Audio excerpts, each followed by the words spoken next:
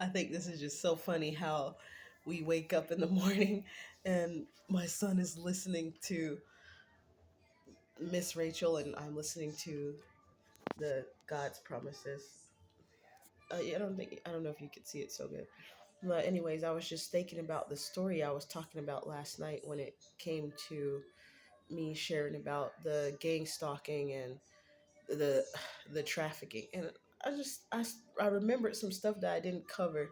I remember some things that I didn't cover in the video.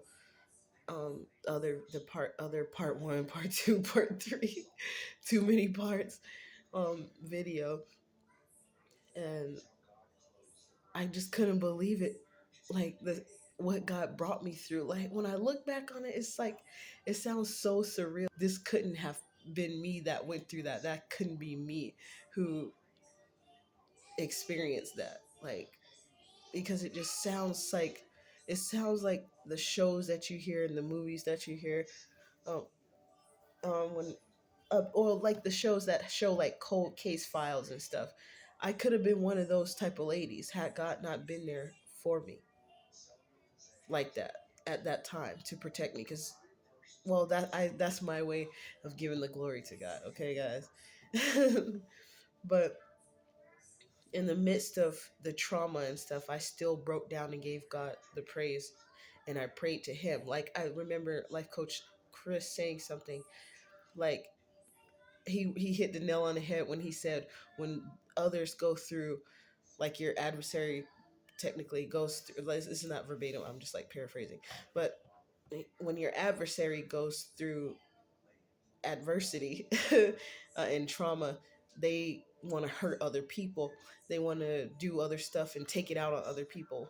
But when aka chosen ones or children of God, and the ones that believe and love God and know Him, and not always that the case because some people don't even know God, but and then he shows his love and his grace in their life, and when they recognize it, then they love God back. So anyways, he was saying people like us would through trauma and go through issues, we go to God, we pray, we trust God for what we're going through. Like we go to Him and not take it out on other people.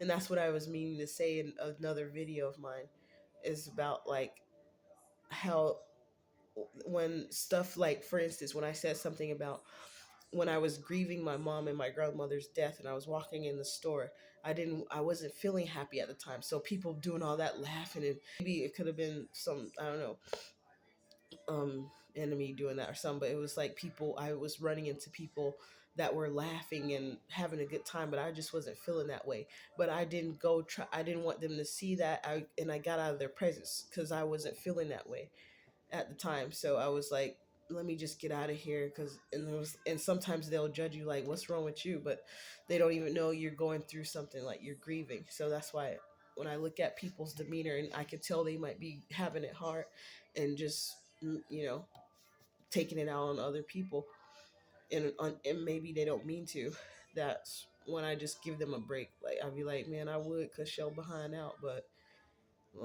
let me just go on and give you this facial expression like, nigga, who the hell you think you is and what you think you doing? And I just get on out of there. I don't even try to fight with these people. But it was just crazy because I thank God so much for Jesus. Thank you. My ancestors, I even talked to God in the past about if it's true that we have ancestors that help us. I'm thanking them as well. I thank them as well. I had times where I got on my face and laid prostrate on the floor. I almost said prostate. Prostrate on the floor, like with my face on the floor, my hands stretched out, as well as me bowing down to God with my body in physical form and in spirit, and thanking Him and showing submission to His authority. Because that sometimes I catch myself, like I don't be too far gone, but I be like, no, I feel like I'm doing some ratchet stuff.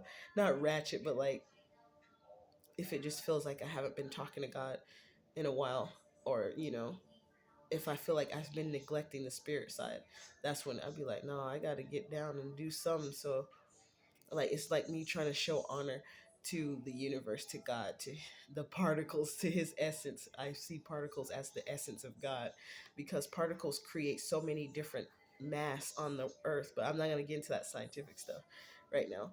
Um, just look up the science about behind particles, guys. Like the split test, the split, I can't remember, the split AV or something test, where the particles, they changed form, like they did something different when they knew that they were being observed. It was just simple particles. So I was like, that's just amazing. I thought that that was God, basically. The it had it, particles have an intelligence. So I was like, that in itself could be the essence of God, of who God is, like his existence, his presence. He's particles. And I don't want to say particles to minimize who God is. When I use that word, I'd be like, particles. I know some people will be saying that. But hell, this girl talking about. We'll get into that another time, please. Um, but I just wanted to say there are some things that I woke up and remembered that I forgot to clarify on the video. That I was the part one, I believe it was, and maybe the part two, um, is that I didn't finish when I said something about my dad saying it was the Holy Spirit that told him that I was going to be traveling to Emma, and I was, remember, later on I started having suspicions about him knowing that, but because I do know the Holy Spirit works that way, where you will get some information and you have not spoken to somebody but you know it about them. um so I know that that's what people, at least they call it Holy Spirit, when you have that type of intuitive power where it's like a deeper knowing and understanding, and when you have discernment as well. um and some people, that was a natural gift I had, but, or have maybe. My grandma also had that gift, and I spent a lot of my time with her, and that's why I was the closest to her, because yeah, some things happened where my mom, she didn't really favor me too much because of my biological dad.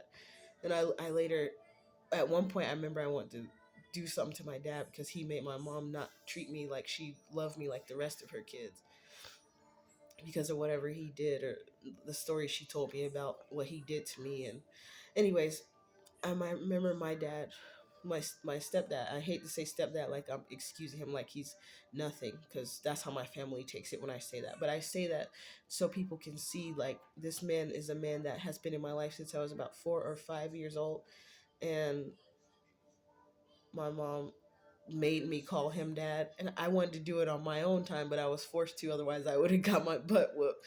So, because I was like, this man told us to shut up one time when we was, and I took it so serious that he told us to shut up, and he wasn't our dad yet. He wasn't our stepdad yet.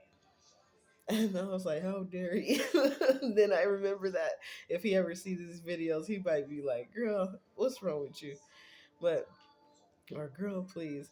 But anyways, I was like, I was thanking my dad for the warning, because I was like, I know that must be of God if he just randomly texts me about Alabama the same day he was showing me like a warning about something going to Alabama or something. And I thought that was sweet, because I was like, okay, my dad care about me.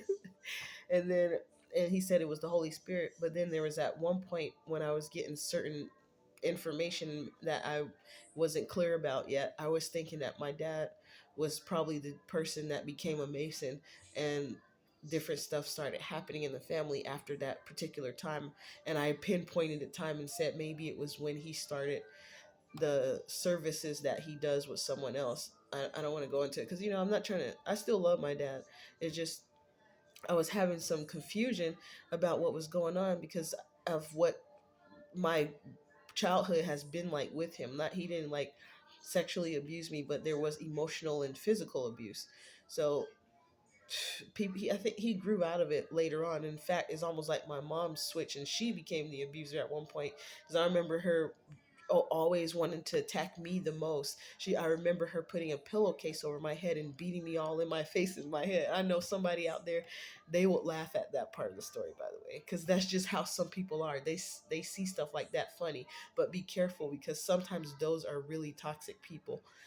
They know how to laugh and have a good time, but in secret they're really scary. Like, they treat people scary. So I'm telling you guys that for a reason. When people laugh at stuff like that, just pay attention to that just in case, because some stuff I don't find funny when other people are being hurt. So but I'm laughing at the fact that it's crazy that there's people out there who laugh at other people's pain. Like, some stuff be funny, but sometimes I see some people laugh in a way that's like they're seeing it like it can never happen to them, and they're lucky because it hasn't happened to them, and they're laughing at that person like they're more unfortunate than they are.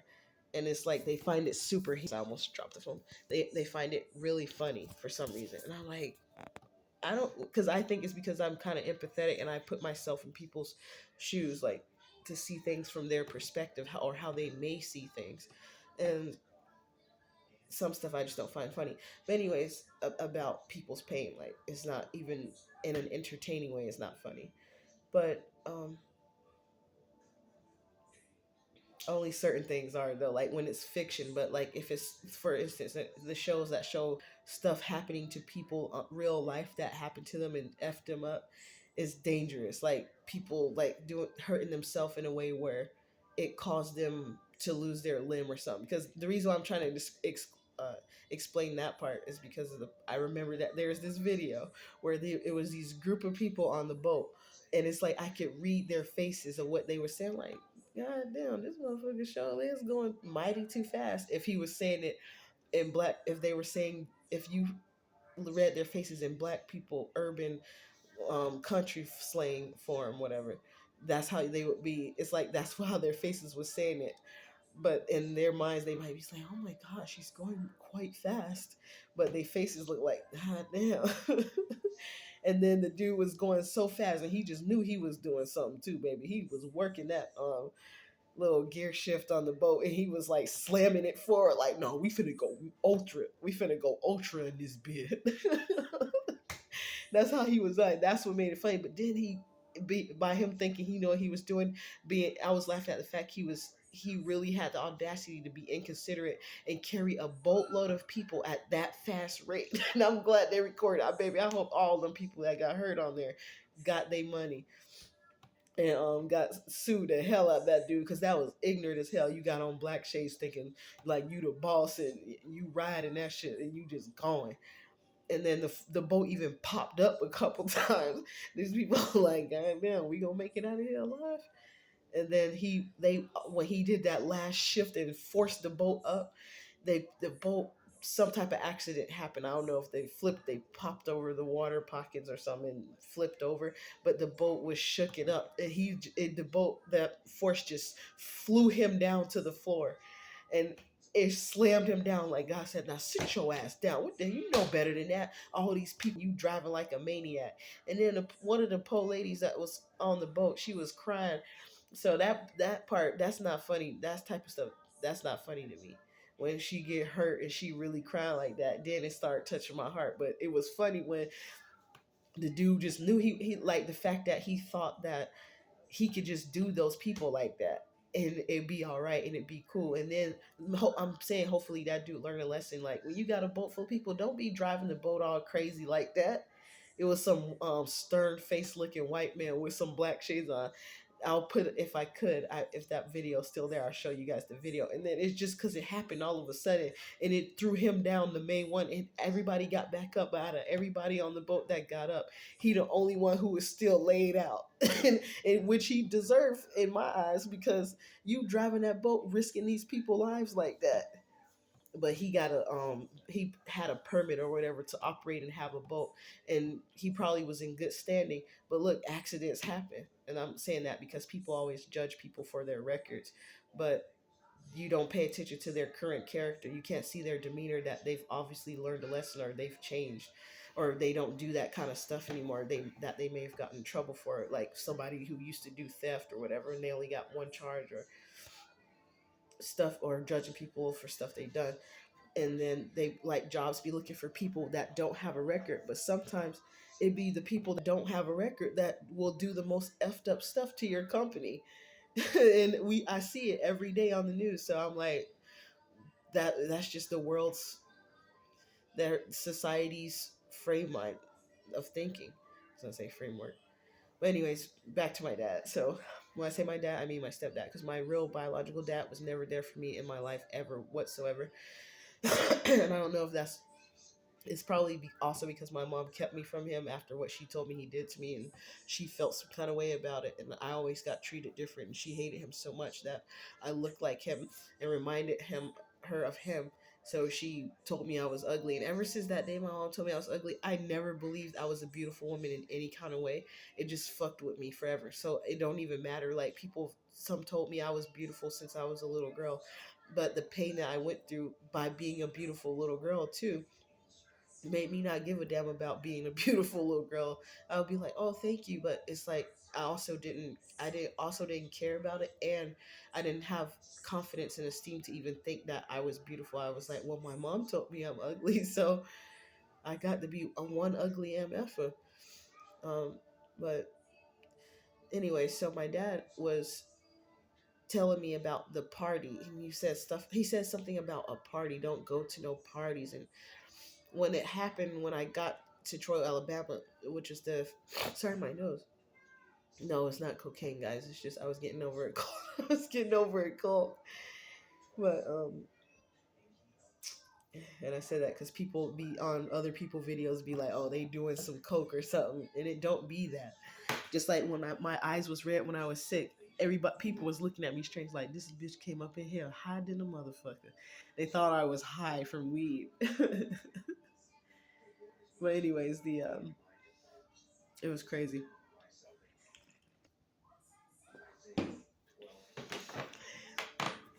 So I'm gonna see if you guys can figure out what drink that is. But it was just crazy because my dad said those things, and when I went to Troy, Alabama, which I didn't even think we'd make it that far due to the fact that the Mason dude, David Lofton, his family begged me not to leave him there. People that were related to him, I believe. He took me to their house. They was like, "Oh no," they didn't want his ass there. They know the shit that nigga be doing. The whole family. This lady, she begged me in Louisiana. She begged me not to leave him there, and she was so curious. I'm like, "Well, B, if I'm a younger woman and I'm here by myself with him, I'm trying to leave him with people that's his family don't and that know him. What makes you think I want to take his ass with me and you asking me not to leave him there?" So I literally had the faith and trust of God. I did not want that man to go with me. I wanted to go home. I wanted to leave. I was gonna leave him there, but we had time out in nature. That's the day I saw a red butterfly, which I thought was so cool, and it was so spiritual on the land I was on in Louisiana, that part of Louisiana, and I had a little money in my pocket too at that time, so I didn't mind traveling with him. And that's kind of the money I used to get back when I got away from him too, to support my gas and the food. Um, when I was driving on the road without a license, because I didn't have a license and he was driving at the time. And sometimes we did switch because I know how to drive, but I was I was speeding at one point, and then these Wyoming officers, that was crazy what I went through with them. And then the dude tried to intimidate me with a dog. They tried to say I was drug trafficking at that point too. And I'm like, why are they bringing a dog out here? Like, we is not drug trafficking. I guess they saw it was a car with two niggas in it, so they had to see, like, no, stop those niggas right now. And plus, I was going fast, but other people was going faster and just as fast. But I happened to get caught, so but I think he gave a ticket and that was it. He just left, and it was a whole big spiel because I knew I was driving without a license, and I was just being reckless at that time because at that time it didn't matter to me anymore about that stuff. And I'm going to talk about that later, about why I went down there with him, because what he did, there was a point where he got tired, so I started driving, but he drove most of the way because I slept in the back seat because I realized I made a mistake going on this road trip with him, but I let him continue since we already started, because he was trying to play it off smooth. He was waiting until I got around these other guys and his other Mason Brotherhood brothers. And I was like, that's probably why it was a blessing to God that we never made it to Florida, because he would have had more help. He made a pit stop in Troy, Alabama. He knew people, he knew where to make stops on the East Coast. which is quite strange that he's not a Prince Hall Mason. He actually went to the widest lodge he could find and went to be a Scottish Rite Freemason. And he said the outfits that they wear, you like them, they're so fresh. He was like, they know when they see them in their outfits that they mean business, like their little uniforms that they wear. So, anyways, it was just crazy that that happened. But anything anyway, I meant to say anyway, something came up about the song, Beyonce's song called Party, that started playing randomly, and I was like, hold the hell up. It was just the stuff that was happening at the time, and I was like, the strange thing is that soon as I said something about Alabama, my dad started messaging me about that. Like later on that night, after I had left from David's, the Mason, Freemasons dude's presence, my dad messaged me about it, and I was thinking, because I was thinking like he was caring about me, but it threw me off because I was like, if it was the Holy Spirit that told him, how come that it wasn't the Holy Spirit didn't, maybe the Holy Spirit did deal with him that time where he called me a bitch just because he was mad. He said bitch or something like that when he walked up the stairs after he passed me, and he was upset because he was groggy that he had to go to work. But my mom, or he was woken up to move the car, even though I knew how to drive. I could have totally moved the car. It was not like I was driving on the road, traveling on the road. Um, it was on private property on the house where we was at, but it was just backing the. I could have totally backed the car up for him. He didn't even have to wake up and come all the way downstairs and go in the garage and bag the car out of the garage. I could have did it for them. So him being mad at me that time, I didn't understand it. I was like, what? And you know, it's ridiculous because when your parents disrespect you and be rude, you don't want to be rude and disrespectful back to them. And I was raised that way. My family, my other sisters, on the other hand, one of them not so much. I remember she was cursing my mom out, and to be black, you know, something was wrong there. But you know, that was the sister that came from the man she married. So of course, even other family members or another relative expressed some how they noticed that there was some different treatment of biological versus non-biological child to my from my dad, and also from my mom, because we were all biological from her, of course, but we didn't come from her marriage and from the man that she was with, that she made 3 children with, or 4 children with. Yeah, 4 kids with. I came from a different man, and my brother that's like a year younger than me, he came from a different man. But I got to see, and he got to meet his dad, but I never got to meet my dad. My mom said he tried to he was molesting me or something when I was either 2 months or 2 years old. I can't remember the. Cause, and I said it's possible it could even be 2 months, because there's filthy men out here. I remember an old story back in Normandy Square Apartments where we lived when we were younger, in Fort Lauderdale, Florida. There was this man that was caught and arrested for molesting a 3-month-old child. Might have been 2 years old, but I remember it being 3 months. I was like, dang. And then I remember that story. They showed they had handcuffed him, and yeah. Anyways, I was just appalled by such story. Like, damn. And then like they don't care about how old the kids is. They some people was like, nah, it couldn't be, and I was like, nigga, just because you a pedophile and you had experience and you waited till the kid was 2 years old versus 2 months old, don't mean that that nigga did. Okay, so anyways, my dad knew about the party and the Alabama thing, and he mentioned it. So maybe he was trying to save me, but I was like wondering, did he know something about it prior, and he just all of a sudden felt like I didn't deserve what would happen, or was it really the Holy Spirit that told? And I went by it being the Holy Spirit initially, until I remembered, like, why would my dad all of a sudden care about me like that if he spent so much time, like I literally had to stay home from school. He dislocated my jaw, being so upset and taking out most of the anger on me because little teddy bears were in the freaking sink and water was spilling everywhere. I'm a Pisces, I like to play with water too much. So, and then I remember my mom and dad complaining and saying that some neighbors saw us doing things. And I was like, the blinds was open. And I was like, that was not true. And then they gave us a whipping. At this point, I don't remember, but I got in trouble for stuff that I didn't even do. and at times, and people in my family, they always believe somebody else outside of the family. Like I remember that time my family tied me up. My dad tied me up with, because I when I was getting whipping, I was getting out of control. Like I was moving all over, so they wanted me to be still, and I got tied up and whipped all over my body, and and I remember I had a scar from it on my arm, but scars was healing up, like a lot of scars. My body heals kind of fast, so I don't have that scar anymore. But I remember that stuff. Like I was walking around the school, I didn't trust my teacher. I didn't want to be there. I was depressed at that school, and now that I look back on it, and I walked around the school, but I never left the property. I knew better than to leave the property of the school, but my dad got a call. My mom and dad got a call and said I missed class, and they finally got me in the class, Miss Burton's class.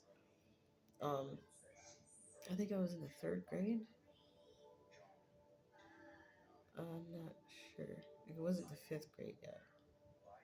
Might have been second. I don't know. But anyways, um, I remember Miss G Brown, Miss Gina Brown. I wonder if she's still alive. Cause that lady saw me peeing when I was standing, like y'all niggas was taking too long in the bathroom. So I started standing there and peeing on my pants. And she was like, girl, I know you is not doing what and I'm like, in my mind, like, what it look like I'm doing. Like, yes, I am doing it. Like, you see what I'm doing. Don't be in denial now. I was like, why is she asking me that? I know she see that it's pee. Like, that is wet. It was dry previously. But it was just crazy because there was this kid named Lorenzo, and he lived at Normandy Square Apartments too. His parents lived there too, and he lied. It's like he was a little, like the little devils was real back then, because he was an older kid than myself. Well, at least he was taller, and he was laughing like it's like this spirit in him knew that he lied and got me in trouble. And I it's like I seen that when I was a little girl, and there's nothing I could say about it, but it's like I looked at him and I was like, you evil foul motherfucker. That's kind of why in the back of my mind, I like it's men like that why I was not really into black men at one point, because I was always going through where it seemed like a black man was trying to tear me down in some kind of way instead of helping me to build me up. And it was always some stupid stuff going on. I was like, I just didn't get it. I was like, they were the most wicked people that I've ever met. And it was white men that came to the rescue. And then they'll be all the black men will be polite to other people. When it came to white people, they would act like they were so happy and polite and good people. They kiss ass to the white people, but they treat the black people like shit. The black women especially, because I remember that dude, like it's almost like the facial expression I remember that kid having when he was wearing blue shorts and a white tank top, or a white beater, whatever people call it. He was coming back in from playing with his friends, and he was older. That was an older ass nigga, and I'm like, y'all listening to what some other nigga saying versus what your own child saying. They believe that kid. I was like, are you kidding me? I always was being persecuted for some shit that I didn't even do. So they believed him and said he said that it must be true. That's what my family always turned their back on me and betrayed me. But then that one time when my mom came to get me from Kansas, I knew that was God. I kind of manifested that situation happen where my mom and dad came to pick me up all the way from Oregon. I was like, man, so my parents must really do love me or care for me. But I was like, but why was they do like it's like they'll do something nice, but then they don't really. It's like they still, but later on they ignored me. They did the usual. I guess they. It's like they almost did good deeds for the crappy stuff they've done just to give it a break or something. I can't really explain it right now, but I remember what I experienced in my childhood. But I still loved and respected my parents no matter what. Um, and then I saw the one of their own daughters that they had together disrespecting them and cursing them out. That was just crazy. But wow, the things. Anyways, that's why I found it strange that my dad was trying to help me at that time, though, and it was disappointing because at one point I was trying to have hope that maybe he actually did care about me and see me as his adopted daughter, because he says stuff like y'all are my kids, y'all are my daughter, but the way he treated it was a little bit different versus his words. at times. So like, but it's happen with anybody. I understand that, especially it's not your kids that you have with the woman, but you have enough love to accept her kids too. And I was appreciative of my dad helping my mom out and being good to her. At least they had a couple fights, but it seemed like my mom won. So she was she ran the household technically, and it was just crazy. The stuff that I remember. The sun looks so good there today and yesterday. I want to see if I can make it to the trail, but oh, hold on, my son is he's saying something right now, like he's crying because the show went off. So he said, but yeah, I'm gonna go fix it for him. Okay, Papa. But yeah, real quick, y'all. I just wanted to say that that's why I was thinking my dad had some things to do with some of the stuff because it's like he knew about it, and that time he tried to warn me. I was like, now you have the Holy Spirit. What about those times when you did certain things and or you treated me a certain way? Did the Holy Spirit convict you about that stuff, or did you forget about it? That's what I was thinking to myself. Um, so it was kind of hard when it seemed like he wanted to help. I was afraid at times because I was like, why is he trying to help all of a sudden after my mom is dead and passed away and my grandma's gone and we were homeless and when I needed his help is well, I felt a very strong, strange, weird vibe when I went to my dad's house after we were homeless to see if we can go back and live with them.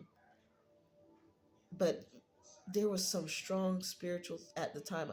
I don't know if it was a demon that was fucking with me, making me not want to go back to be safe at my dad's house. But it was just, I was like, no, something doesn't feel right. And I remember saying that to my dad. And I noticed how he'd been in a few accidents where God protected him and kept him safe. But this last accident he had, I didn't see his car no more. So it was destroyed. And I remember a situation came up. He thought I was being jealous at one point of my sister, of him giving my mom's car to my little sister. I wasn't jealous of that. I'm just like, y'all do that kind of stuff to not support me anyways. Like when I could have been like, she don't even know how to drive yet. So I was like, you see, I'm trying to get a car. Maybe you can kind of help me out or something because I'm trying to travel. But I don't think he was going to do that because I left the house on my own. So it was my responsibility. I came back because I was caught myself doing some tarot cards, trying to get the answers for myself because it was being too expensive after a while when I kept making payments for it. I've thought about the money I spent that I could have been doing tarot myself for myself. And I did get some real answers too at some point, but that could have been just to lure me in more, and then bam, some other crazy stuff happened. I don't know, but it was an experience that God still brought me through, so I'm grateful. My mouth is getting dry, so one moment.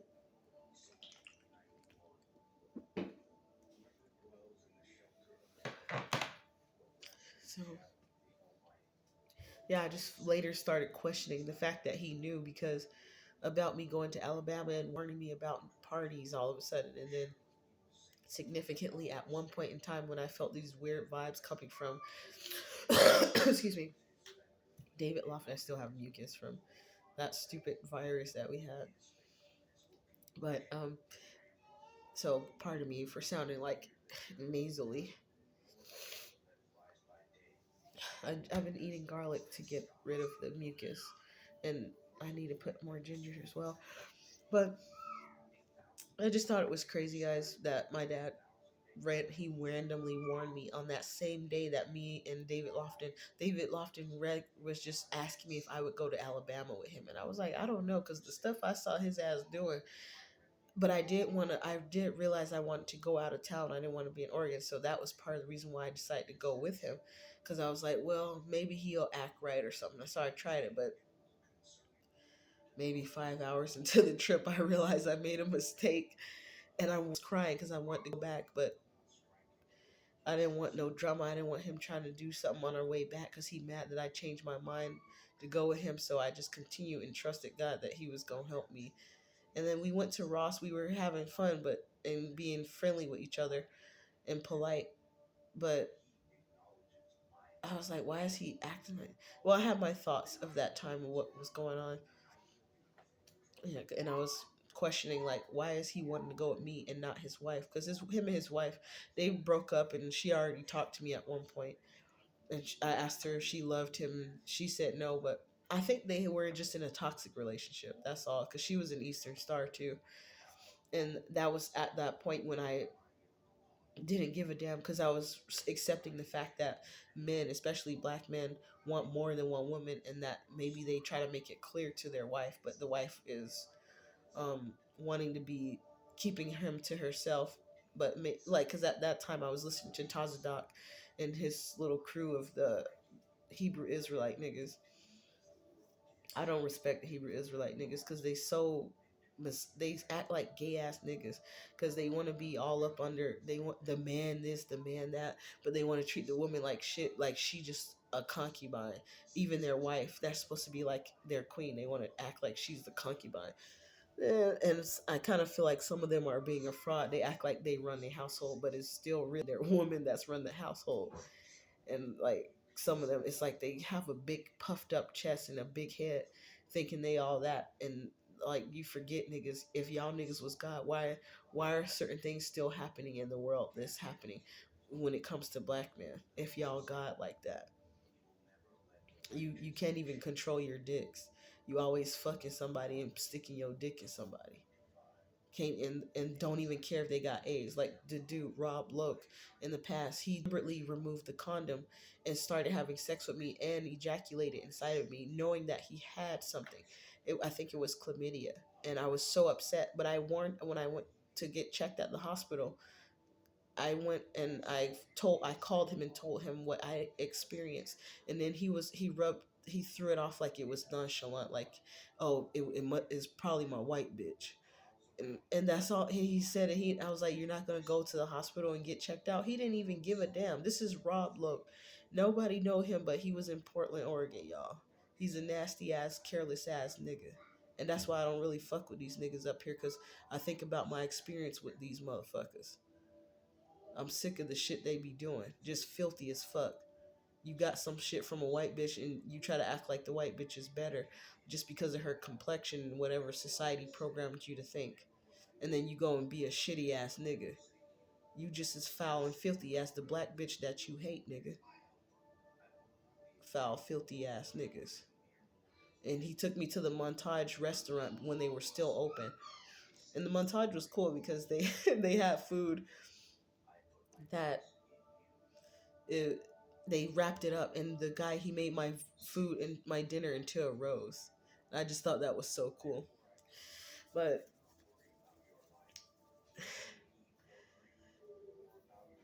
it was crazy because that's part of when I didn't trust black men I was seeing with white ladies. Like, they would get diseases, and I kind of feel like some of them get the disease from sleeping with crackhead assholes because they can't control their dicks.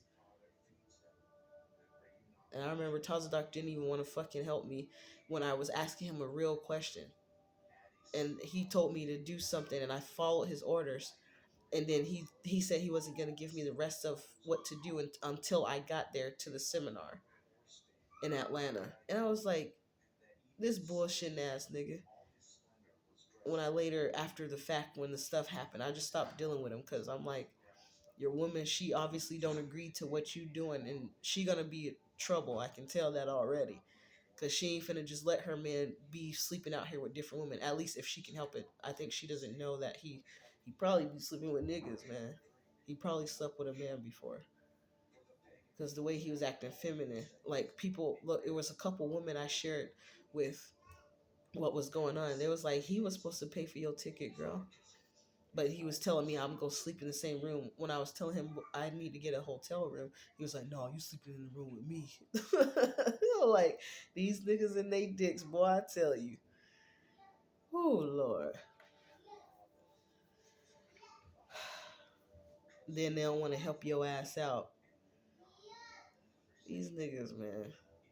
And the crazy thing is, they don't even be respecting women like that. But they sleep around with a bunch of women and want to call women hoes and stuff. But they slept with more. Some nigga told me he slept with 300 women. I'm like, God damn, how you keep count? It was 300 or 3,000. I'm like, now you know that's too many. He was like, well, in the 65 years of my life. I'm like, damn, nigga, that don't mean you need to sleep with that many people. But it was okay. But he wanted to try to make me out to be like I'm some type of hoe. Like you're with this guy, you're talking, and it's only he only knows about talking. Just because a woman talks to a man, people want to assume that she's fucking him. I know a nigga right now that I can go to, Brandon. I don't know if Brandon will see this video, but Brandon, I was even naked around him and did not, and I respected him for his respect to not mess with me in the room. I don't think I was naked. Only that one time him and I had some intimate encounter, I was naked. But when he was here, I kept my clothes on and we did not touch each other. And he was one. I could feel it. He was wondering why I'm not having sex with him. Just because somebody is a woman is in the house with a man or doesn't mean that she got to have sex with him. I can control myself. It's these men out here who can't control themselves. They beg women for sex, beg and beg, but you want to call a woman a hoe. I guess it was meant for me to ease this stuff on in there, y'all. So, because I was talking about my dad, so back to that. But anyways, I still love and respect my dad for what he has done. He worked hard. He never missed a day at work.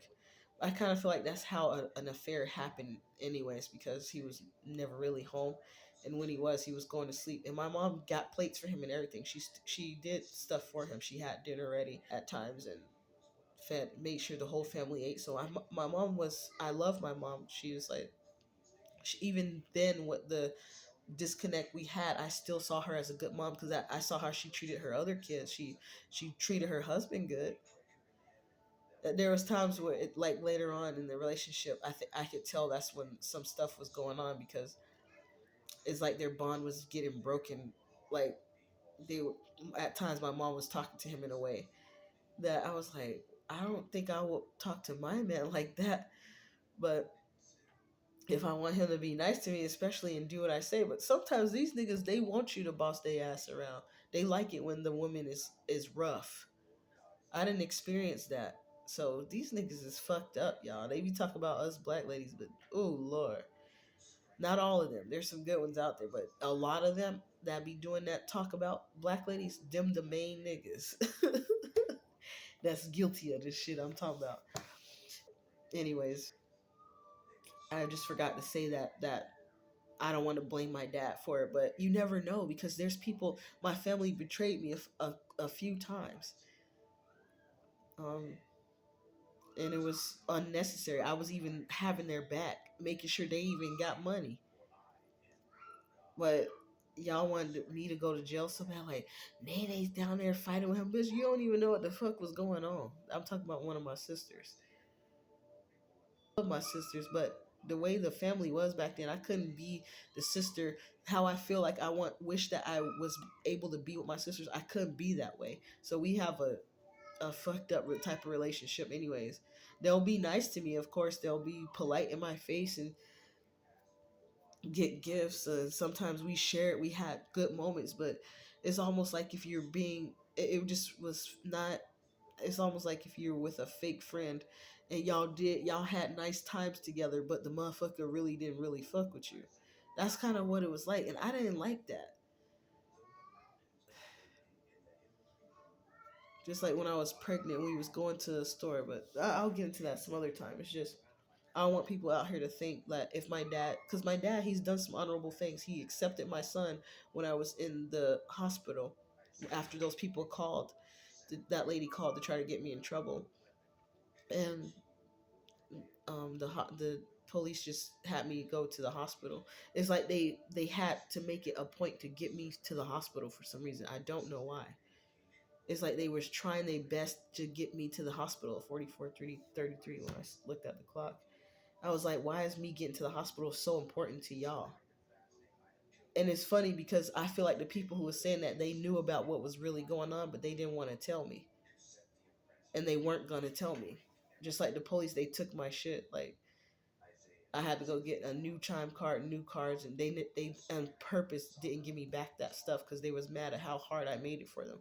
One of the officers threatened me. He was like, "If you do that stuff again, I'm gonna like if you." He was like, "If you try to fight us or keep us from," getting you in the truck, I'm gonna beat your ass. And my mom like, nigga, I'd like to see you try, because your bitch ass was struggling with help to get my ass in the motherfucking car. Y'all was struggling, all them breathing hard as hell for one motherfucker. Now I see why they be killing motherfuckers, because some of us probably be too strong for their ass. And they don't know it because we don't look like like a woman like me. Maybe I don't look like I was able to handle all four of those people. But that wasn't the first time. The first time happened in Kansas. They was mad as hell because they tried to throw me on the ground. My legs was too strong, my thighs, and I wasn't finna let them. I was keeping myself up because I'm like, you don't need to throw me on the ground. You got me in handcuffs, baby. So what's wrong? Go on and put me in the back of the car. Shit. But anyways, that's that strength of God that come upon me. But it was just crazy because my dad, he was trying to help me at one point, but I'm like, how do you know still? Because that's what alarmed me when he heard me saying, one day I'm gonna tell my mom about how I've been being gang stalked and how people been following me and messing with me and doing all that stuff. And the next thing you know, she turns up dead after I left. And then first my grandma, when my mom went downstairs, I remember I had a feeling to go with her, but I was like, well, this is my mom's house. What would I look like going to check up behind my mama? What she doing? And then the next morning, my mom was sitting down there, and as soon as I came downstairs, my grandma had that inflammation in her belly. Like somebody said, her spleen must have exploded. I'm wondering how the fuck he know. I'm like, nigga, it sound like you had some experience with this shit, and not because you was helping somebody, but because you probably was the cause of it. But as soon as I went downstairs, I woke up that morning, changed the whole life around. My whole like that was the change of my life. Another part of a change in my life. On February 13th, 2022, when my grandma died, I was like, because I knew she might not make it. I went and sung a Daryl Wall song in the garage because it's like I was having my own little worship service because I knew my grandma might not, because it was all of a sudden such a beautiful day outside. She passed away at night, that later that night in the hospital, and I was questionable because the hospital they went to, that is not a good hospital. Um, I've been there before when I had a car accident. It's it's the Tualatin Healthcare Hospital, in downtown Hillsboro, like around Oak Street. When you go down Oak or Walnut Street, it's the Tualatin Healthcare, and that was on the news. A lady was complaining and making a statement about. I think she was suing them because, like, they had people in the hallway with syringes in their arms and IVs in their arms and some other stuff, and the long wait times. Like they don't care. They didn't even get me food that time. They was told so I can go to the vending machine. That ratchet ass hospital in the middle of a white people town. Now you know that's ghetto. But they don't have good services in that place. I think if they do, it's probably because they know you're a rich person coming in there. Maybe they're not gonna treat anybody that has Medicaid or Medicaid, whatever that shit's called, the insurance through the state. They won't treat those people with compassion. They're not good because even a white lady made a complaint. She's suing they ass, so you know it's bad when an own white person is doing it. But yeah,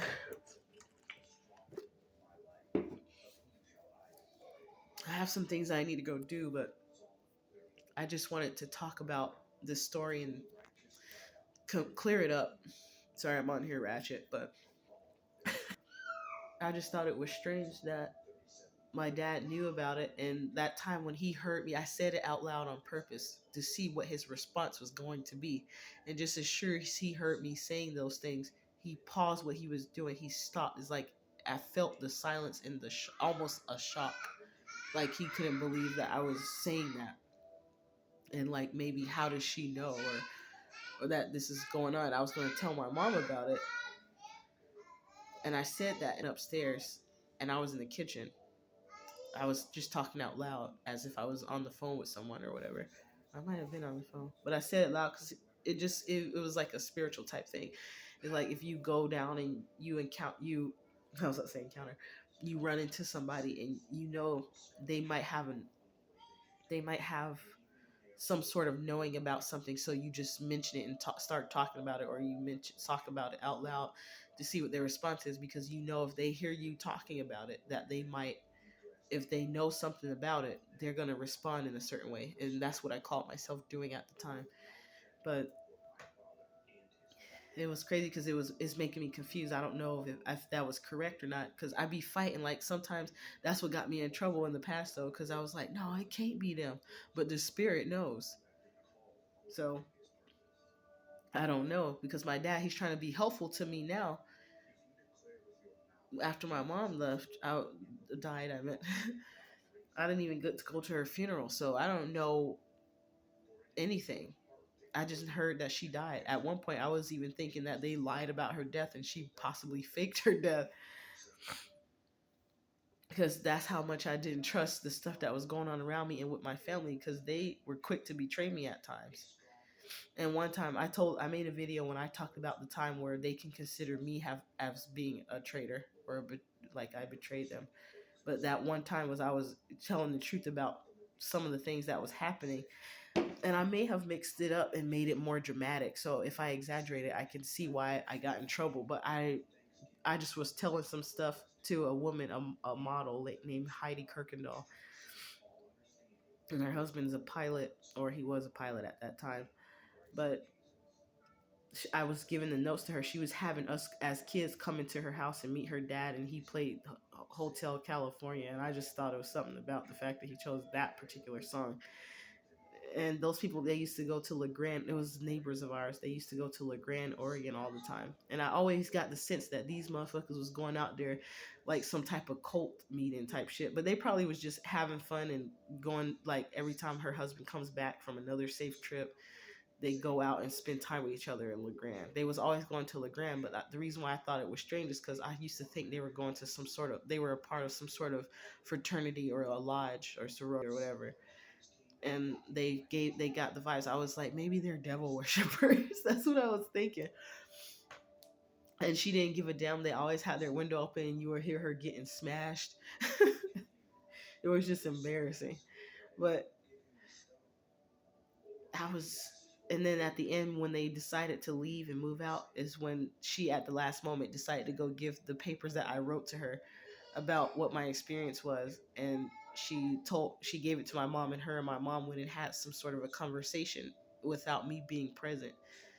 And Heidi Kirkendall acted as if she was being helpful to my mom, but it actually was hurting me even more. And she did that because of I started turning away, acting like I didn't really want to fuck with her no more. Like one time when she asked me a question. I was dressed up almost like a priest. And now when I look back on that moment, it's almost like, because it kind of it made me have a flashback of when I was going through the spiritual warfare, when I was having a vision of a man that looked like a beautiful Eurasian dude.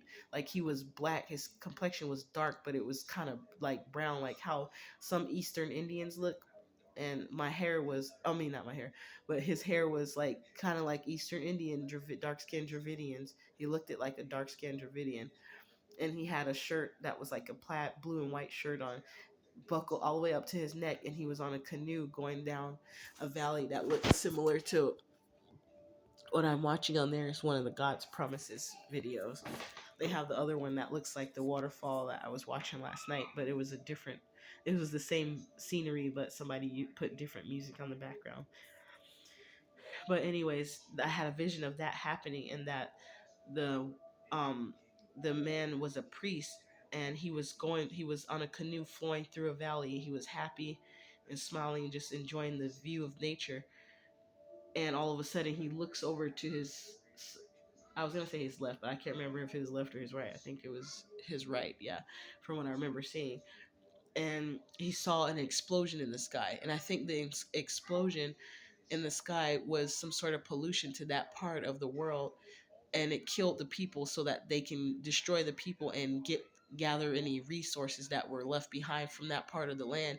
And those people were so beautiful. But then I don't know if it's true or not, but when I was doing the tarot cards myself, asking particular questions about spiritual realm stuff, I asked, and then I got a basically came up with the message or answer that in a past life, if past lives was existed, I was that individual that was on that canoe who was a priest, and in the past life before that, at some point, I was a voodoo priestess.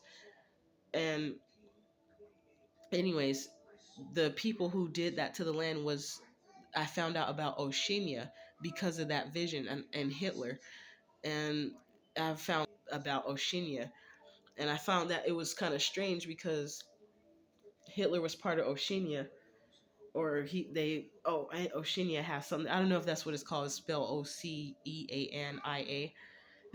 Oceania, or I don't know how to, excuse me, how they pronounce that, how they say it, because I just did it on a whim. I started getting downloads of information, and I was having random visions of different things that was happening, and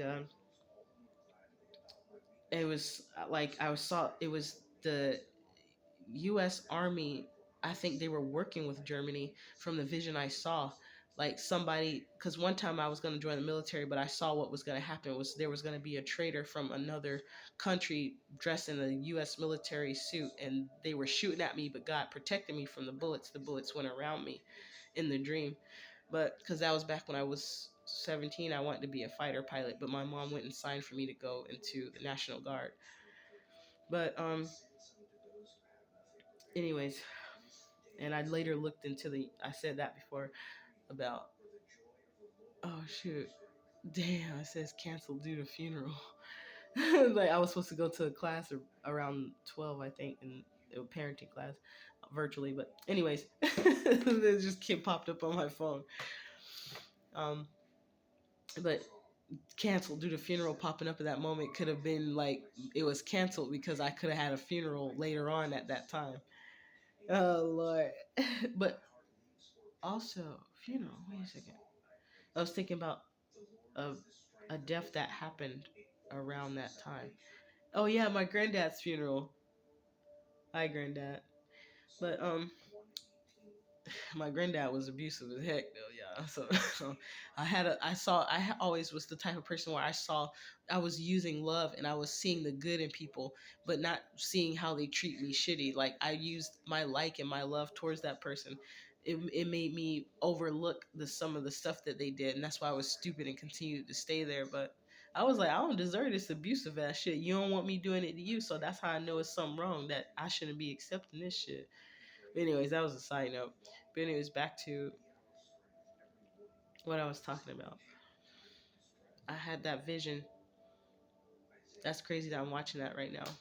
But it threw me off guard. I had to let some people know about that stuff because there might be a such thing of past lives for real. Because some people don't believe that. And at one point, I believed it wholeheartedly and had learned through tarot reading, doing it on my own. I asked to see how many years, and then I got some clues of how many years, and then I would ask about the amount of time, and it was about 3,000 years that my soul was here. And the reason why I feel like that's not too far fetched is because sometimes there was demons and spirits that was being cast out of people that was hundreds of years old. On And people don't believe in that kind of stuff. They're like, oh yeah, that's some bullshit. Like that shit ain't real. But we'll get into that some other time about those spirits and stuff that come into people that people be summoning, or sometimes like it have something to do with these sororities like Okuchalawa, the type of spirits that they erect altars to. I think some of these people let some of those spirits possess them, not knowing that spirit possessing them is basically tricking them the same way they be tricking people. The spirit tricked them as well, like they be doing manipulation and stuff. But I know people don't believe in that type of stuff, so I don't really get into that a whole lot, not especially not right now. But I just had a flashback. But I was talking about my dad and my family and how all that stuff was happening. I wanted to make it clear that if my dad was to see this, to know that I'm just sharing the thoughts that I was experiencing at the time, what I was going through, why I said I didn't trust him at the time. I was like, something doesn't feel right. I told him that. And he was like, oh, he was thinking I was crazy, you know. I'm almost wondering if he's helped me now because maybe he was thinking me, I mean, not thinking me, but realizing that God must have really been guiding me at times about certain things. Um, Even though I seemed like I was crazy at the time because I didn't trust to go back there. I feel like I was supposed to go back there just so I can get that feeling, that vibe of what I was experiencing. And my dad came and randomly checked on us when we came in the house because at one point I trusted him, but and then I left out the house and I was like, I think we're gonna leave because something wasn't feeling right in that house. It was some sort of spirit or something. And I just got out of there. I freaked out. I was like, after my mom died in that house and my grandma, I mean not in that house, but it was something going on in that motherfucker. And after my grandma died, I saw this big star outside every morning around 5:30 to 6 o'clock in the morning. That was just right outside my window, where in the room I was sleeping, and it was big as day. And I got to show it to my mom before she passed away about that big star in the sky, and I thought it was my grandma or God, Jesus, somebody. No, it's because it was there, and it didn't. After those 5 days went by, I didn't see it there again. And it looked like the northern star that's so big and up high, but it was low, and it showed up behind a house in the sky that was across the way from the window of the room I was sleeping in, and it was there every day. It's like it came to visit, and I just thought that was so cool. I had got it on video, but I don't have that phone anymore. My red iPhone and my blue iPhone was stolen, and those were the colors that was being used to gang stalk me at one point. There, with this dude named Darnell Ross. He showed me a picture, but I think he took his picture and put it on a fake ID. I almost thought it was my lactation nurse's husband. And then one day I had a spiritual issue when I thought I heard his voice, or some spirit was letting me know about him. I actually looked him up and I found out his name was Matthew, my lactation nurse's husband. And I met him later on that day, like a couple hours later, at the Fred Meyer, 3030 Northeast Whiteler, Fred Meyer, and he gave me a hug. So that was, and she gave me hugs too sometime before when we left. So I was like, are these people having something to do with the gang stalking? Her name was Elena. She was my lactation nurse. I liked her, and one time I actually told her something that was crazy. And then I walked out of that place. She could have freaking said, possibly if she wanted to. Um, I'm not gonna speak on that, but yeah, she was my lactation nurse, and I met her husband after some sort of spiritual encounter that was letting me know about her husband. And I saw him later that day, and I was like, "Are you Matthew?" He gave me a hug. I don't know if he thought maybe I was one of his students, but I found out on the website that same day that he was not gonna work as a school teacher anymore at the PSU, or I was supposed to say PCC, but PS Portland State or University or one of those colleges. He's not working there no more. And then I met him that same day, and I thought that was strange. I just found out his name because she never told. My lactation nurse is a Caucasian female, and he's an African American male. But they were cool people though. They didn't give me any sign like maybe they would. Well, maybe I don't know. At one point maybe she made me think, but I don't think it was like being evil though. But they both were cool people, so I said these are not the black women hating couple. But you never know, bro. But they both were huggers, and they had showed like a loving kindness type of spirit. So I thought they were good, but it was crazy because there was some stuff that was happening in the spirit realm that was that they kept coming up, and so I didn't know if they were one of them was in my energy, and how did they know and why, and who were they connected to. And that just brought back a memory of the Benson daycare and Benson High School, and the man that scammed me in the past name was Benson, and this so-called Darnell Ross dude that just randomly got on the train with a young lady. And I was like, thought that was strange because he was a big black man. He reminded me of the John Coffey looking type dude. I forgot his real name, but he played on Green Mile. What I think Tom Hanks was the security officer. He couldn't pee because he had prostate issues, and I told men that I was dating that story because they were having prostate issues. I was like, I know you got prostate issues. Don't put it on me that your ass finished too fast, because or something like that you can't last long enough because you standing against the wall just like that man on Green Mile, and you trying to get your pee out, and it's taking a long time to come out. They try to, yeah. Anyways,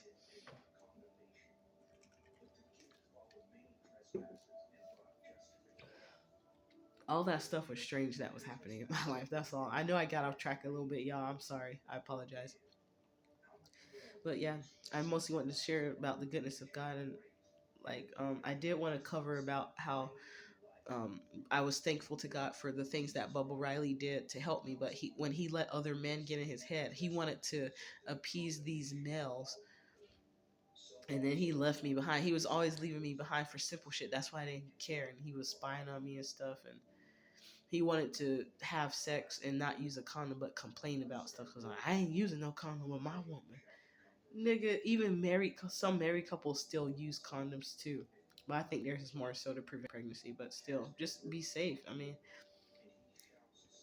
like he was giving me trouble for sex. He was starting to get back in his same groove of acting like he said he would after that operation he had. He don't want to sleep alone. Nigga, please, that's a damn lie. You just want to come in here to try to be around me all the time so you can get access to some good vagina, some good wop anytime you want to. But and you have money to get into all the money stuff because he was able to help. He was another dude that could have helped out a little more, but when it came to that, he didn't want to do it. He wanted to do the bare minimum needed to stick around so he can get some vagina. And I got sick of them type of niggas because those are the type of men that use women, but they want the woman to come all out their pockets though, because we're just women to them. That's all we are, and to them is like we're nothing. We're tools to be used. That's how Alquan Davis said it one time. One of my friends, but and that's why I don't be with him. He's kind of upset because I keeping him in the friend zone. I don't be with him because of his mindset, of his mind frame of how he thinks about women, or his how he want his partner to be because of what a woman did. But I'm like, anyways, I'm not gonna get into that. But I think I should go now, guys, because I'm kind of getting bored of this talking, and it's an hour now, so that's talking way too long. I didn't even think again that it was gonna be that long, but I always wind up going to an hour. I don't like it, but I have to get the message out there. Like I feel like somebody needs these things that I'm saying, that I'm sharing about from my own personal life. I'm 31 years old. Anything can happen. Like this random white dude said, us old bitches. If we're 30 years old, we're old bitches.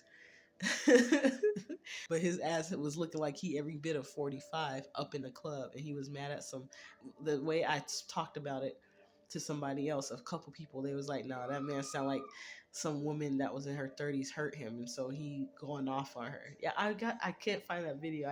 I never went back to look. It was some old white dude.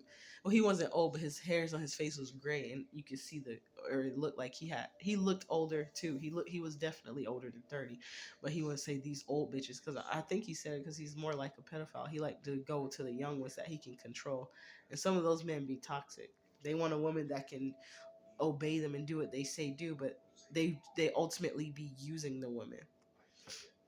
Like Bell Riley wanted me to listen to everything he said, but when I gave him good advice and he saw him ignoring it caused friction, he started to learn that maybe he should consider what somebody else says, a woman says. And just because we're younger, it doesn't mean we don't know anything. Every time it was just crazy though. That's why I'm just staying single right now. But I know it's possible. I don't give up hope and faith that I might meet a partner. But at this time, just be by myself is pretty good because I'm not alone anyway spiritually, but physically it's just my son and I just meet new people. But I'm trying to make sure I covered everything because I feel like there were some things I was missing, but I wanted to cover about my dad, like doing the reason why I was thinking my dad had to do or knew he had knowledge of it happening. And by him having knowledge of anything that happened, I was going to assume that he was probably the person in the family that became a Freemason. Because I remember getting a reading from a spiritual advisor and her saying that there's a Mason in your family. My granddad, he was a Mason, but I feel like somebody else became a Mason in the family because of a dream I had where two of my brothers were bringing in the statue that looked like they were worshiping it. They brought it into the house, and I remember after the fact, the house was starting to look exactly like it did in my dream. Like my mom wanted I painted the backyard porch ground with some outdoor paint, and it happened to be orange like in my dream when the color orange was significant in the dream. And it was like this Anubis or black dark pharaoh statue that my two brothers were bringing in the house, and it was all sparkly and it was nice looking, like a piece of statue furniture somebody might want to have in their house just for looks, to give some sort of luxurious paradise appeal. um it was nice looking, but it was dark black and it was like crystally looking, and they was bringing it into the house. Two of my brothers, and one of my brothers, he some of the activities he does could be for what he actually does. He goes out of town, he works for God, he works as a church, he's an evangelist, but there's a guy he stays with who's gay, and he kind of touches on my brother, like they both kind of comfortable. Like my brother doesn't really feed into it, but he has shown some tendencies of potentially being gay. And he's an awesome dude. He has an anointed voice. He plays guitar, and it started with me though in the family. I was that person that wrote songs and played the guitar when I was 15. My mom made a joke. She was like, "Now that's what you're supposed to be doing, not sneaking out the house," because I was sneaking out the house to ride my bike. I love riding my bike so much, and I saw all kind of shit happening at times. But my mom thought I was going out there hoeing at a young age, but that's not what I was doing. She was always thinking the worst of me, man. That's why I didn't give a damn. Like she thought I was a bad kid, and I wasn't even a bad kid. I was just misunderstood. And I'm not saying that being sarcastic. Like it was. I think part of her dislike for me came from whatever happened. That whatever her perception of was whatever her perception was of my biological dad. Hmm. And I don't even remember the nigga. I only remember a vision, or like a dream I had, not a dream, but a vision, or of a memory of a man that was asking for my mom. That was kind of a little bit taller and skin. He was slender and he was wearing white, and I think had shades on. And I think that was my dad. She didn't like Jamaicans a lot, so. And then I found out we were Caribbean in the family. So I was like, maybe my dad was Jamaican, because she didn't like Jamaicans and she didn't like me. Well, it's not like she hated them, but she was always talking like bad about them, like she had some personal encounter with. And I think it was Caribbean in my when I had my ancestry, but that could have been from all of us. The West Indies is in our blood, but because my family used to talk about it, and I saw it on the ancestry test, so I said, so okay, they must have knew what they was talking about.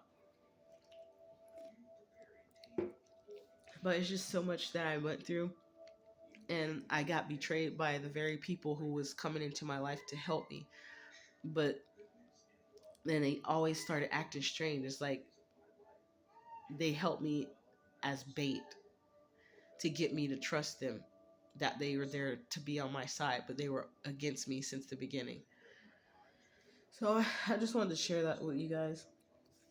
I don't want my dad later looking at this and then be like, "Girl, I had the Holy Spirit. I was just trying to help you out." Because if he had the Holy Spirit like that, he'd probably have a Holy Spirit warning message that sends some, letting him know that somebody might be speaking out against his name and it could be false.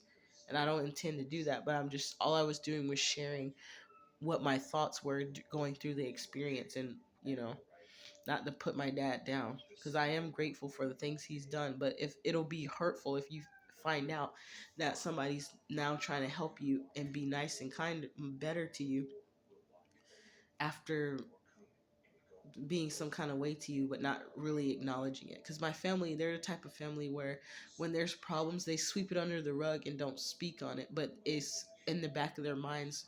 And how they deal with you and how they treat you, it comes out. Like you can see that there must be some sort of grudge that they have, or there must be some sort of distaste or dislike that they have for them to act the way they be acting randomly for no reason. Well, at least to me it appears to be for no reason. But I believe God's gonna fix everything, because I'm tired of meeting people like Bubba Riley that come into my life and then they leave on a bad note. It's always got to be something bad why they got to have a reason to leave, but then he wants to keep coming back into my life. That's why I said to leave me alone. Just leave me alone. Don't come back over here. He was getting jealous in a way because he saw what my aspirations was. He was calling it out. He would say stuff to encourage me, but at the same time, it's like I keep meeting those kind of guys when they see some sort of potential in me, and then I start doing things because he starts saying, well, I can tell that you might wind up being famous, or it's like he was disappointed because he probably might not be there, and he was trying so hard, like he was being too much in my life, like leave me alone. And then I'm starting to think, what if he knew that what if he thought he was going to try to break bread with me so that I can break even bigger bread with him in the future. Sometimes that be people's motives. They be like, I really care. They're really good actors. They know how to say, I really cared about this girl. But nigga, the way you talk to me, you act like I wasn't shit. He used to disregard what I would say. He'll talk over me, cut me off all the time. That's why I don't settle for men like that. I'm like, what I got to say is just as motherfucking important as what you got to say, nigga. Especially if we as a team and you want me to work together with you. But you over here acting like, and that's why shit fucked up for his ass every time he went against what I said, just because I was a woman and because I'm younger than him. I'm 31 years old. I'm a grown woman. I'm an adult woman.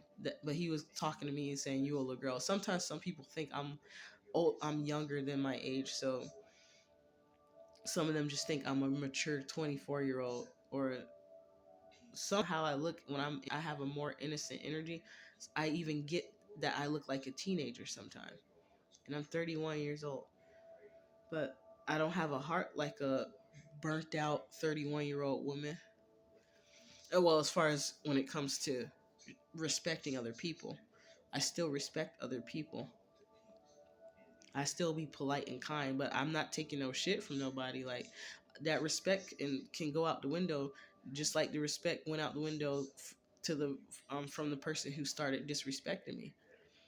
That don't mean I gotta sit there and take it. I might not curse you out, but I might check you with the with my tone of voice or the choice of words that I use at the time, or simply with my actions. Nowadays, I adopted this thing. Is making me like a raccoon eye. The camera. But anyways, I adopted this thing where if people, I start feeling that energy, like like for instance, yesterday, there was this gay dude. I think he was a Decepticon, and that's why I like Life Coach Chris, because he started. I mean, not started. He was using the word when I found out about him like a week or 2 weeks ago in January, of 2024. He was using the word Decepticon, and I used to use that word to describe transgender people because a lot of them used to get mad when a real woman comes in the room. They treat her like shit. Not the ones that's flamboyant, but they still got a good heart when they're gay or transgender. I fucks with those type of people because they're reasonable. They ain't letting the devil use their ass and be acting all ignorant. But when I went to Fred Meyer's to go get a phone holder for my window, my dashboard, windshield, this dude was taking forever and he was being rude. Instead of him helping me, he finished helping the lady in front of me, and he didn't explain anything, but I felt it energetically. He was mad. He didn't want to help me. And it's something that's a spiritual type thing. And it was also, I had the anointing on me at that time when I was walking in there. And I pick up on stuff like that when people, they don't want to confront that energy. Well, actually, it's like your energy is confronting them in a way. It convicts them and makes them feel kind of some kind of way, so they react a certain kind of way, and you can pick up on it.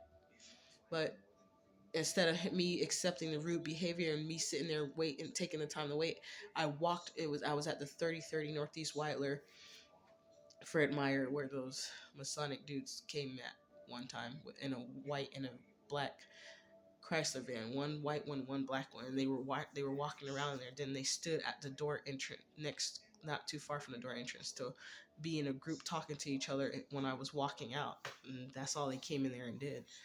But that Fred Meyer's always been kind of weird, but with the activities that happened in the past that I got on recording, but I don't have those videos anymore. But anyways, they walked in. Wait, one moment, guys.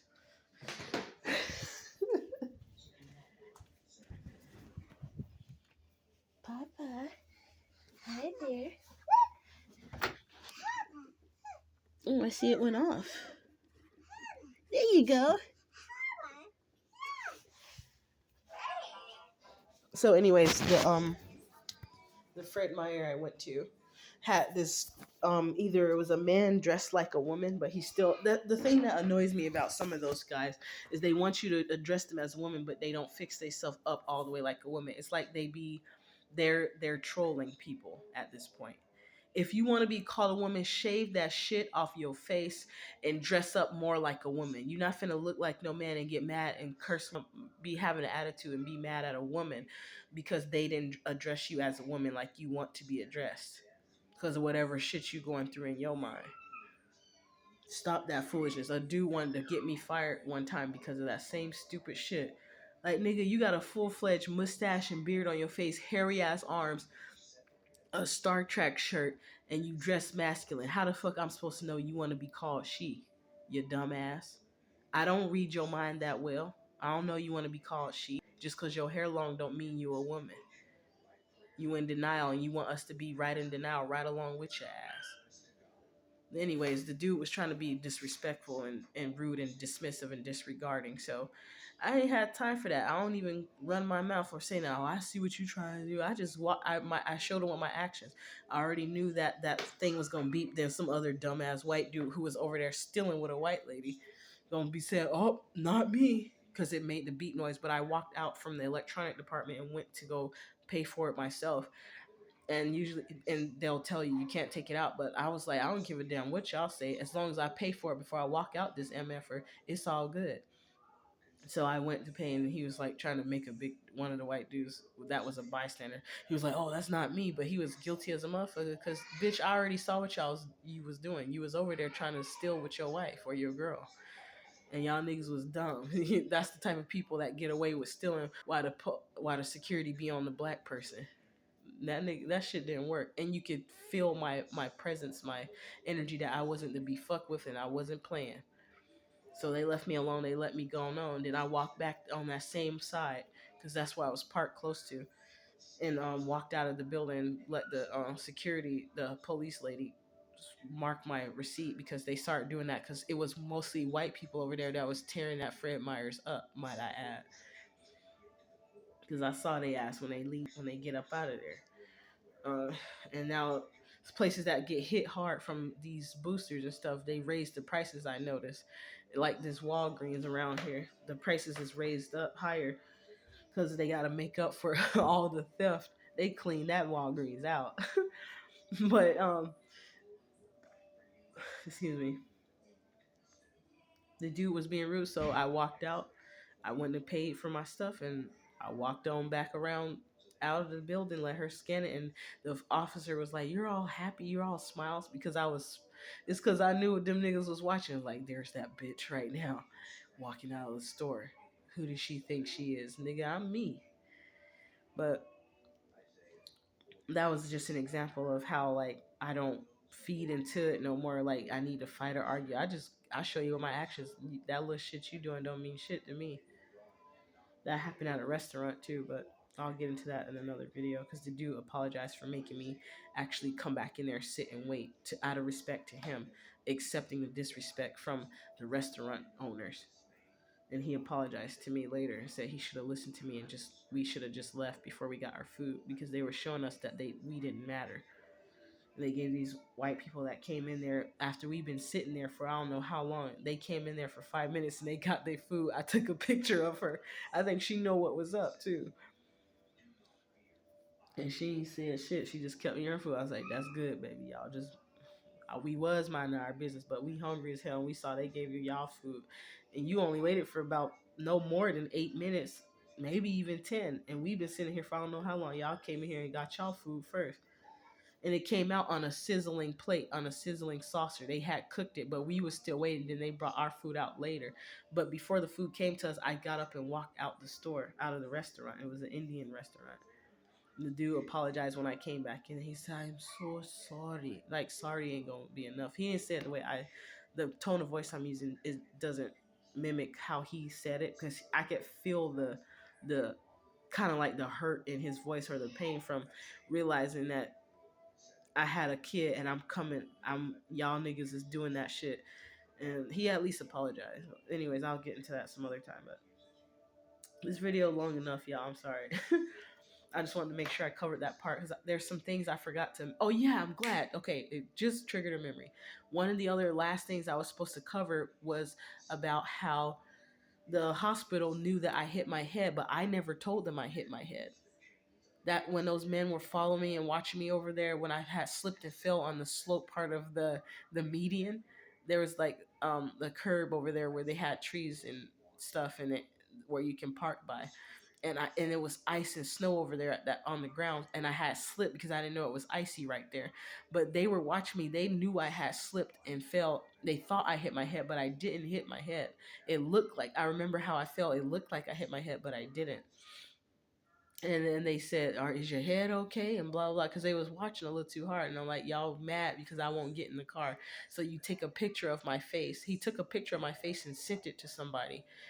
And that's like 2 hours later, that bitch was outside telling somebody called the cops on you to get you in more trouble than you can get out of.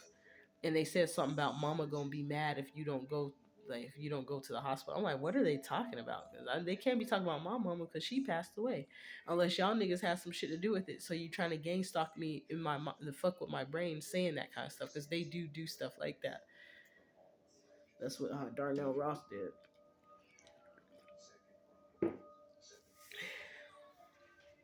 Anyways, I'll talk about more about Darnell Ross because I was gonna go out and show his location of this place that I dreamed of, and then I met him a little bit later. And there's this other house that I had a dream of what happened in there. Man, they didn't want that video out. I tell you, that's all I'm gonna tell you. Because I had a dream of that house, and then all of a sudden, when we was homeless, I wind up walking by that house, and it stood out to me. The window was the exact same way. I'm gonna go back out there, and I'm gonna make another motherfucking video. They probably changed the video, the house, how it looked from what it looked like before, but I remember how it looked then, and I'll describe it to y'all. Um, there was a murder that took place, and they sold the house, and they sold it while shit was still up in the house. Like they was had it up for sale, I should say. They didn't, I don't know if they sold it, but they had it up for sale. And later on, in the when I had a dream, when I discovered what that was the house, it's like somebody was watching. Like that lady, I think she knows something about that house, and they were watching. So at one point, they started parking this car to block the driveway. I'm like, bitch, y'all, and it was the red. It was red and blue. That was haunting me at the time. I don't know why. Like, if it was because of people that were in gangs, that's also gang stalking me because I didn't dealt with GD and Crips and Blood, but I was mostly on the Crip side though, because it was mostly Crips that I knew, but and dealt with. But it's just crazy because, and that was my nickname, Crazy Cuz. But um, Crazy Cuz J or Lady J. But the thing is, these people at the hospital asked me if I hit my head, and they said something about it, and I was like, "Them niggas told y'all niggas." Because how do you describe how did the police officers that were there much later, after those black men said something about me hitting my head, how were they there and called and then said something about me hitting my head when they weren't there to see it? They didn't know. They weren't there watching, or were they? Or had eyes watching for them?